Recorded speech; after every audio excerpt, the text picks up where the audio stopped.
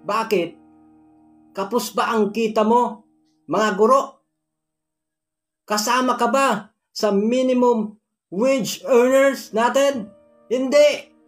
Bakit nandyan ka, nakapila ka? Diyan sa City Hall. Bakit? Buaya ka? Unggoy ka? For delikadisa. Sir, madam, huwag po kayong pumila, hindi ho.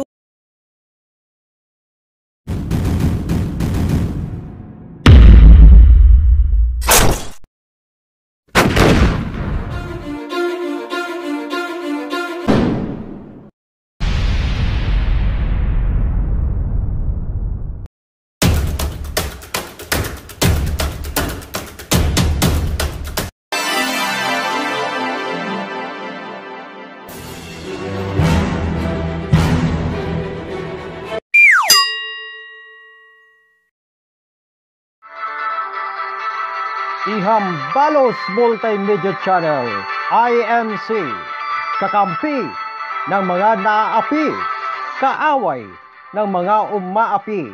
Ihambalos ang kaaway ng sambayanan, ngunit bigyan ng pagkilala ang mga manggagawa ng kabutihan. Basta may mahalagang isyu, hihimayin at bibigyan ng opinyon ng Ihambalos Multimedia Channel, IMC. Halina't panurin ang isa na naman edisyon na ating bibigyan ng sapat na paghimay. Narito ang iyong kabalitaan, si Mr. Oragon ng Bayan. Welcome pong muli sa ating isa namang edisyon ng ating programang Ihambalos Mo! Dito sa ating Facebook account, mga kabalitaan. Long time no see po, mga kabalitaan, at matagal na po tayong hindi po naman nagkakasama sa ating programa, mga kabalitaan. Napakahirap isipin na ang bawat kusing ng ating pundo ay napupunta lamang sa mga ugok na mga reception ng mga programa ng ating pamahalaan. Mga buhaya na hindi naman dapat tumatanggap ng asistensya pinansyal mula po sa ating pamahalaan.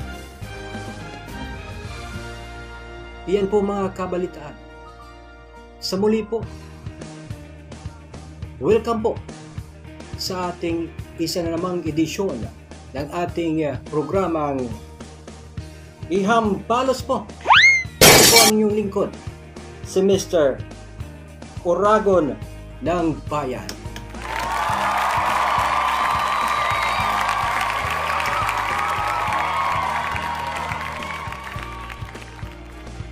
Without further ado, let us begin with our analysis, mga kabalitaan.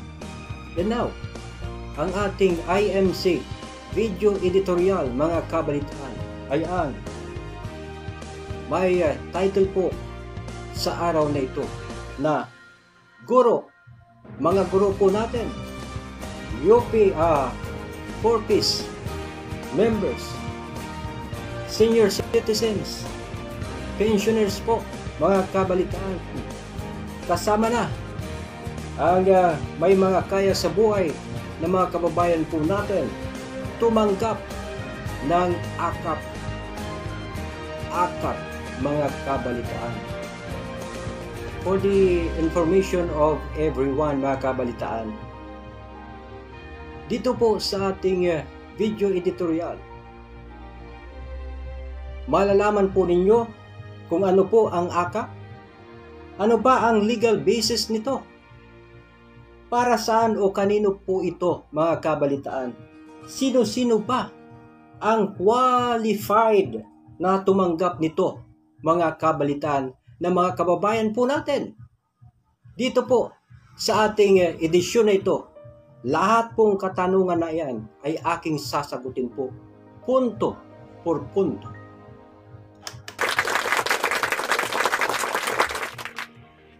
Mga kabalitaan, dito muna po tayo sa isang tanong ang ating sasagutin. Ano ba ang akap, mga kabalitaan? Ang akap po ay ayuda sa kapos ang kita program ng ating pamahalaang Bongbong Marcos. Mga kabalitaan, ito po ay napakagandang programa ng ating presidente, Bongbong Marcos. Ito po, AKAP. Again, AKAP. Ayuda sa kapos ang kita program. Kapos ang kita. From the phrase itself, makikita po ninyo, ma-analyze po ninyo kung para kanino ito, mga kabalitan, ang programang ito. Ayuda sa kapos ang kita. Yan po ang AKAP. So, I answered the first question. Ano ba ang AKAP? We will further discuss this when we move on with this program, mga kabalitaan.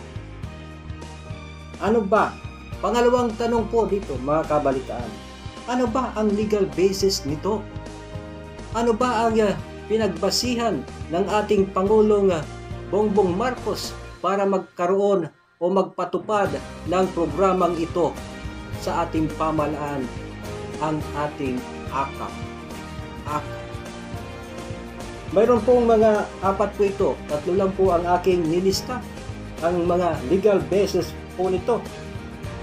Isa po, ang General Appropriation Act, GAA, of 2024, Special Provision number 3 ng DSWD budget po, mga kabalitaan. Ang AKAP po ay may pondo po for the information of others. 26.7 billion pesos po, mga kabalitaan. Tumataginting na 26.7 billion pesos po ang pondo ng AKAP. The next legal basis po ng AKAP program or AKAP itself, Republic Act number 11291 or the Magna Carta of the Poor. Another legal basis, number 3, Philippine Development Din, na isa po nga batas, mga kabalitaan. This laws fronted the current President of the Republic of the Philippines to come up with the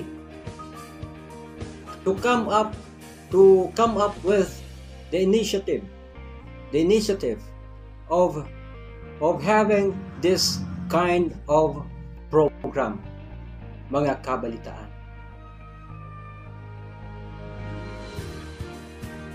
Ngayon po, ang pangalawang tanong ay nasagot ko na po. Ano ba ang legal basis nito, mga kabalitaan, ng AKAP? Number 3 na katanungan na dapat natin sagutin dito po sa ating programang Ihambalos po, mga kabalitaan. Para saan o kanino ito?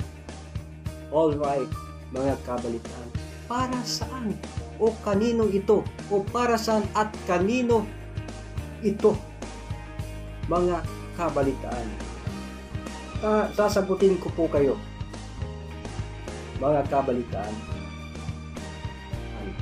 Ano po itong memorandum circular na ito? Ito po yung guidelines and the implementation of the Ayuda sa Kapos ang Kita Program or AKAP. Ano po ang memorandum circular number 04? Ito po yung guidelines and the implementation of the Ayuda sa Kapos ang Kita program ng ating pamahalaan. Dito po natin na makikita na mapalaman po rito kung paano po ang mga procedures ng AKAP recipient. Kung paano po ito ipapatupad ng DSWD. Lahat pong mga procedures, implementations, guidelines ay nandito po sa ating Memorandum Circular Number 04, mga kabalitaan. Ngayon, para saan at kaninito? Alinsunod po sa nasambitan na o nabanggit na circular.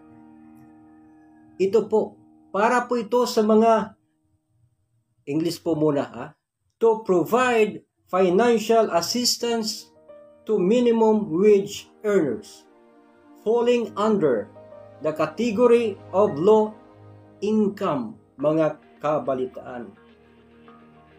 Tagalogin po natin. Ito ay para magbigay ng pinansyal na assistance or tulong sa mga minimum wage earners natin po na nasa ilalim ng kategoryang low income, mga kabalitaan. Yan po. Para po sa mga low income earners po natin, mga kabalitaan. Ang AKAP, po ay para sa kanila. Pag sinabi mo po nga minimum wage earners, ano pong ibig sabihin mo po nito? Ano pong ibig sabihin nito? Sila po ang hindi po lumalampas sa statutory maximum wage. Ano naman po ang ibig sabihin ng statutory minimum or minimum wage? Ito po yung the rate fixed by the Regional Tripartite Wage and Productivity Board as defined by the Bureau of Labor and Employment Statistics or BLES of DOLE. Iyan po, mga kabalitan. Ibig sabihin kung ano po ang itinakda ng BLES ng DOLE na minimum wage sa isang lugar, sa region. Halimbawa dito po sa Bicol, for instance, 450 pesos po. Ibig sabihin, kung 450 pesos lang po, sa ceiling lang, ang iyo pong kinikita, ikaw po ay makakatanggap ng AKAP. Ngunit, kung lumampas po roon, ay hindi ka na po qualified to be a beneficiary of AKAP, mga kabalitaan. Dahil po, nag-exceed na po kayo sa sinasabi nating statutory minimum wage po natin.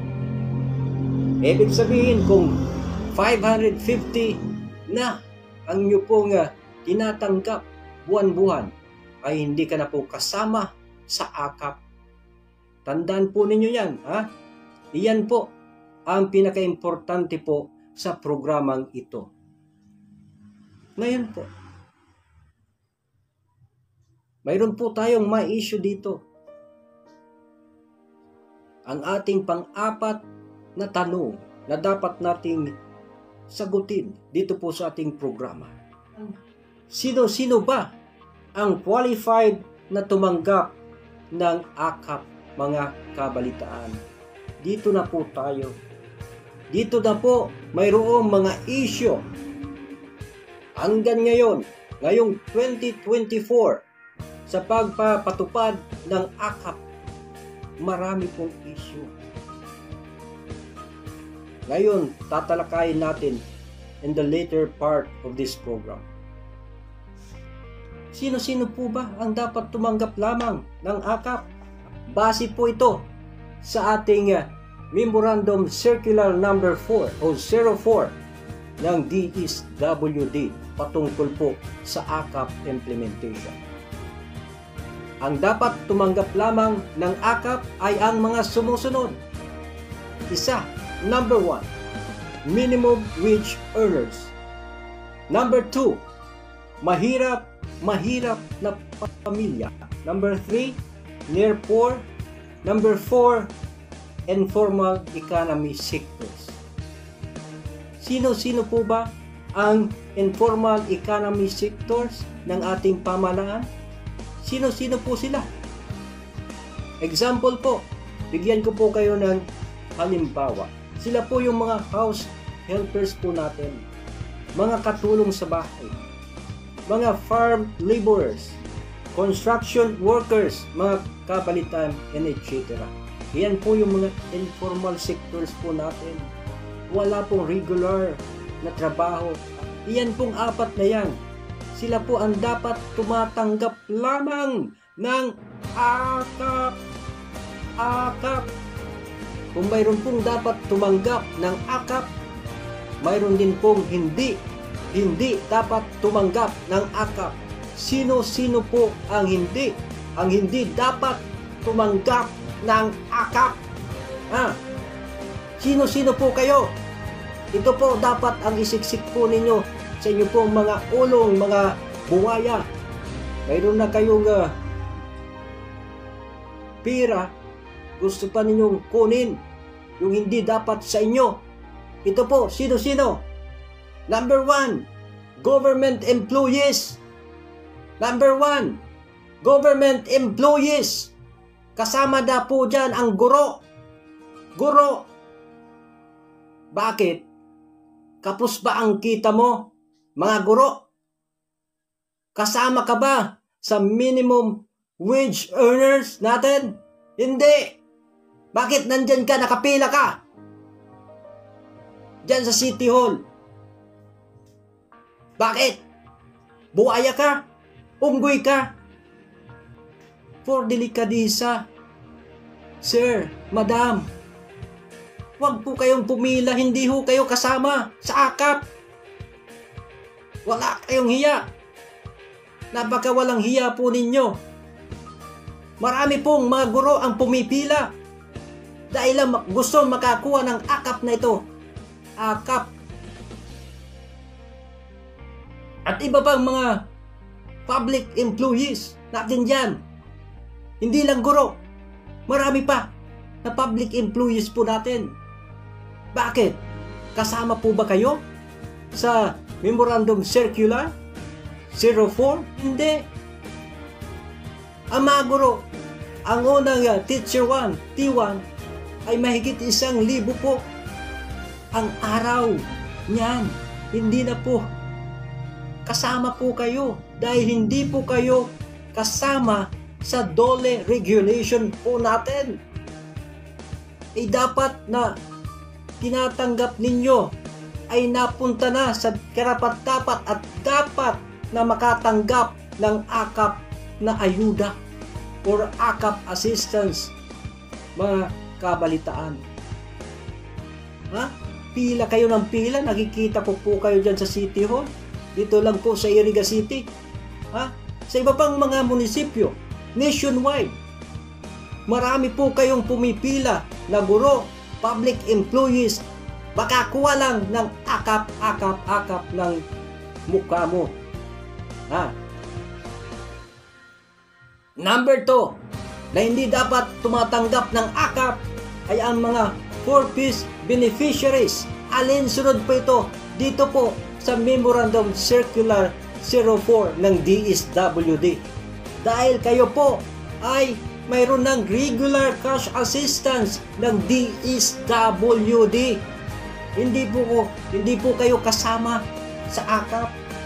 Tandaan po ninyo, marami po. Ngayon lang 2024, marami po ang tumanggap na kasama na sa 4-piece, tumanggap pa sa AKAP. Ngayon, pang-tatlo, senior citizens, pensioner ng ating DSWD. Yung tumatanggap po regular ng 1,000 pensions ng ating mga senior citizens. mayroon din po tumanggap. Number 4, mayaman, may kaya sa buhay.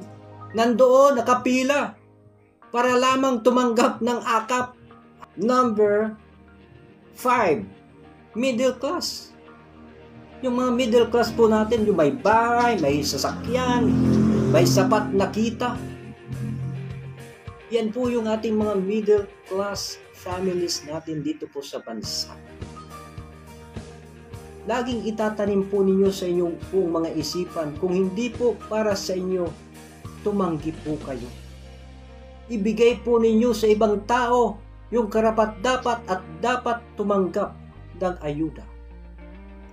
Magkaroon po kayo ng self-discipline. Magkaroon po kayo ng delikadisa sa sarili po ninyo. Pipila po kayo doon. Ikaw ay alam ng komunidad mo na ikaw ay guro. Ikaw ay public employees. Mayaman ka, pumipila ka doon. Ano na yung kahihiyan mo?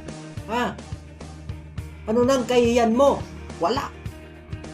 Basta may pera, kinakalimutan yung kahihiyan. Kinakalimutan ang delikadesa. Iyan ang realidad dito sa bansa po natin. Ngayon, sino ang may kasalanan po rito? Kung sinunod lamang itong implementing procedure na nakapaloob po sa Memorandum Circular 04. Mayroon po nakalagay. Ito po ay apat din po nga implementing procedures. Babasahin ko po sa inyo isa-isa. Number 1, screening. Screening. Sino po ang nag-i-screen ng ating mga beneficiaries ng AKAP? Ang DSWD personnel shall check the validity and completeness of the required documents presented by the beneficiary or client. Diyan pa lang po sa screening, dapat malaman na agad na hindi po karapat-dapat ang isang tao. Bakit nakalusot ang guro, public employees, mayayaman, mga porfis members at senior citizens pensioners natin kung ginawa nito ng DSWD ang unang hakbang kung paano po ito i-implement ang procedure po nito patungkol po sa AKAP. It shows here that the DSWD personnel did not follow this step. Number 1, screening. Number 2, lalo na itong number 2, mga kabalitaan, interview and assessment. Bakit nakalusot ang guro, ang mga public employees, forfeit members at senior citizens, mayayaman at middle class kung nasunod po ng mga unghang, mga lazy employees ng DSWD ang step 2 ng ating implementing procedure ng AKAP na nakapaloob po sa Memorandum Circular 04. Sana wala. Doon pa lang sa interview, sa assessment, wala pong makakalusot kung ginawa ng ating DSWD personnel ang kanilang trabaho. Wala. Hindi po nila ginawa ang kanilang trabaho. Mahina, poor ang kanilang interviewing power. Doon pa lang, tatanungin na nila ang isang client or beneficiary, supposed beneficiary of AKAP. Isang tanong, ano po ang trabaho mo, ma'am? Sir? Sasagot naman yung isa, ako po'y guro. O ikaw naman na DSWD personnel, sasabihin mo, sorry po, hindi ka po pwede, hindi ka po qualified na tumanggap dahil ikaw po ay hindi po minimum wage earner. Iyan dapat ang ginawa po ninyo. Isa pa, ikaw ba, isa naman na tao lumapit sa iyo, ikaw ang DSWD personnel, ikaw ba ay member ng 4Ps? Sasabihin ng isang tao, opo, hindi ka pa rin pwede, hindi ka po qualified na tumanggap ng AKAP ayon po sa batas. Alright, mayroon pong matanda lumapit sa DSWD personnel. Tinanong ng personnel ng DSWD, Sir, kasama ka po ba na pumipensyon sa ating senior citizen? Sasabihin po ng matanda, opo. Sir, hindi ka po pwede na tumanggap ng AKAP assistance. Yan po ay alinsunod sa ating batas. Pasensya na po kayo. Iyan ang dapat na ginawa ng DSWD. Anong ginawa ninyo kung hang kayo? Wala. Mukong kayo. Sa simula pa lang, nandoon na yung mga tao. Hinawakan nyo si Mr. Microphone. Mr. Microphone, kung sino man ang in charge sa pag-distribute ng cash assistance ng AKAP dyan sa city o kahit saan man na lupalop ng mundo.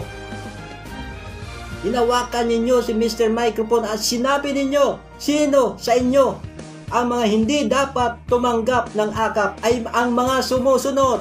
Mga guro, public employees, mga member ng 4Ps, mga mayayaman, mga middle class, mga senior citizens pensioner. Sa simula pa lang, sila po ay aalis sa binyo kung ginawa po ninyo ang pag-announce prior to the distribution of that particular assistance pertaining to AKAP. Hindi po ninyo yan ginawa. Kayo ang unang mali ang procedures po ninyo. Napakamali. Hindi po kayo marunong bumasa ng Memorandum Circular 04. Hindi po kayo marunong bumasa nito. Dito pa lang sa step 2 o kahit sa step 1. More so, in step 2, ito pong interview and assessment. Ina-assess po ninyo kung sila ay qualified o hindi by interviewing them. How to assess them is by the potent way of interviewing such client or beneficiary which you did not follow this regulation embedded in the Memorandum Circular 04 of DSWD. Iyan ang katotohanan, mga kabalitaan. Kaya naman, yung hindi dapat tumanggap, iyan ay isang mamaya sasabihin ko sa iyo. Tapusin ko pa lang yung number 3 na step ng implementing procedure ng AKAP. Number 3, review and approval of assistance.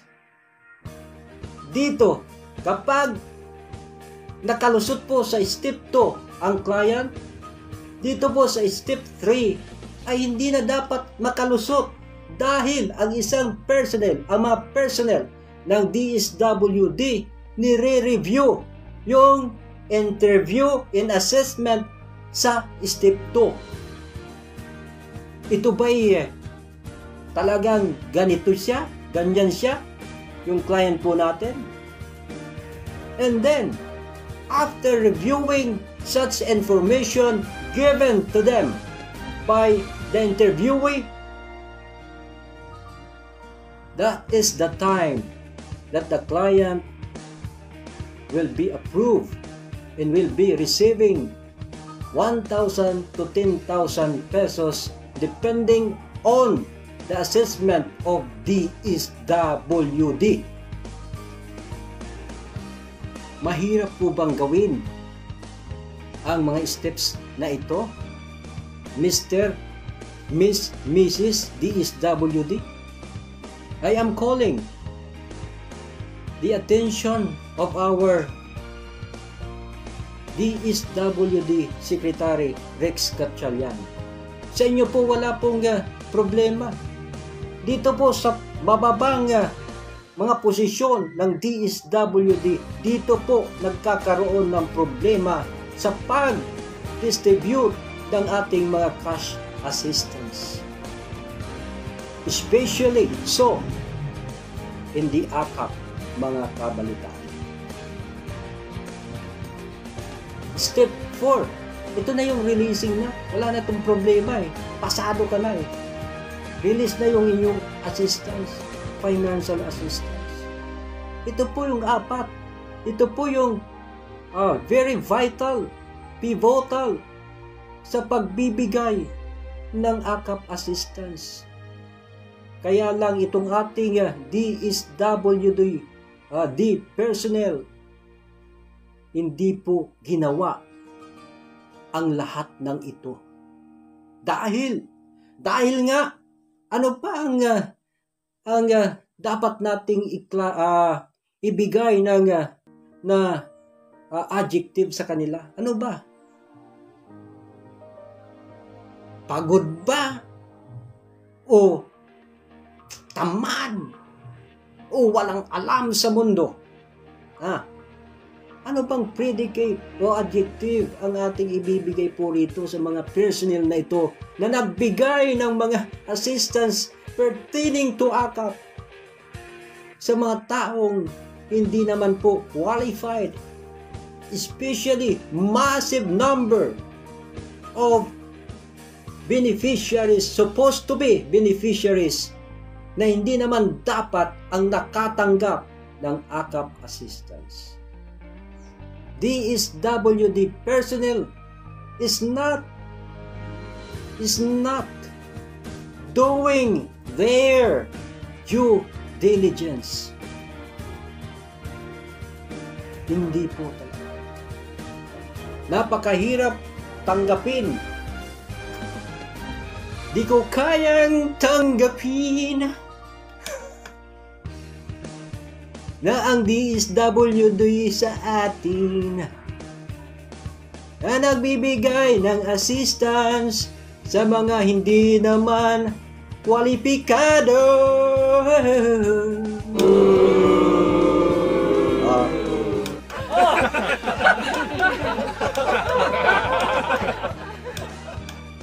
Dapat mailagay sa tama ang pondo at maibigay ang mga assistance na ito sa tamang tao, hindi po sa maling tao, sa maling akala ng DSWD.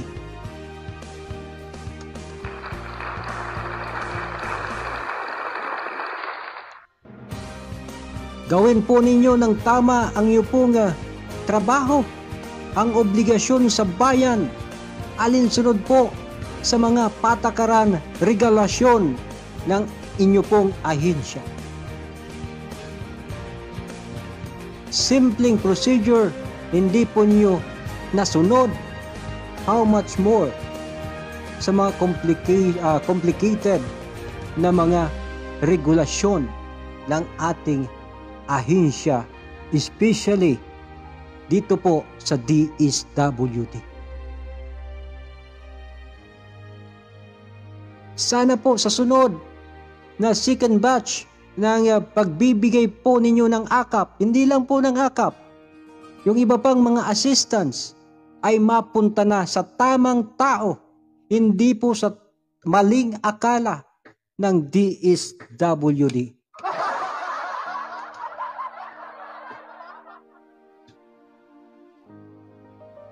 Nakakalungkot isipin mga kabalitaan na marami pong mga ganyan.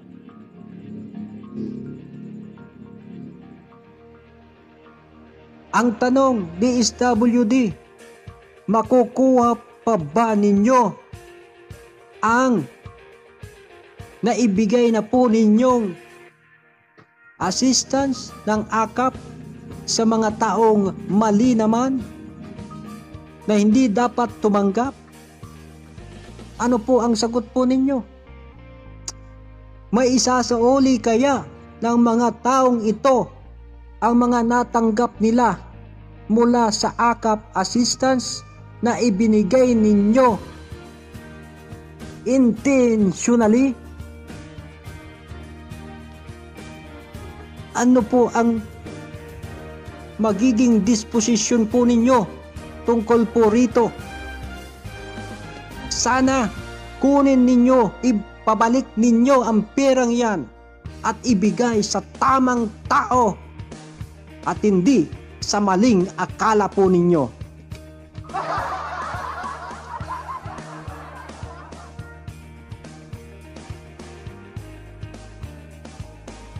Mga kabalitaan, siguro po nabigyan ko na po ng justice ang ating issue ngayon.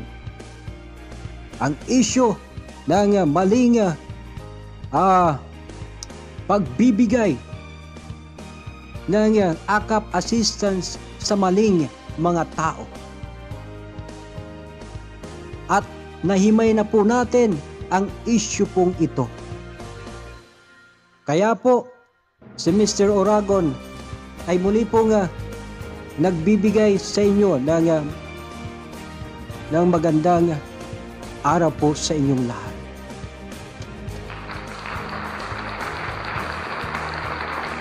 Sana po lagi po kayong ligtas sa lahat ng oras at pagkakataon ng mga kabalitaan. Sabi po, sa lagi ko kung sinasabi, ang tama ay tama. Ang mali ay mali. Huwag gawin. Ang tama ay maging mali. At ang mali ay maging tama. Sa muli po, this has been your host ng ating iambalos mo, Mr. Oragon ng Bayan.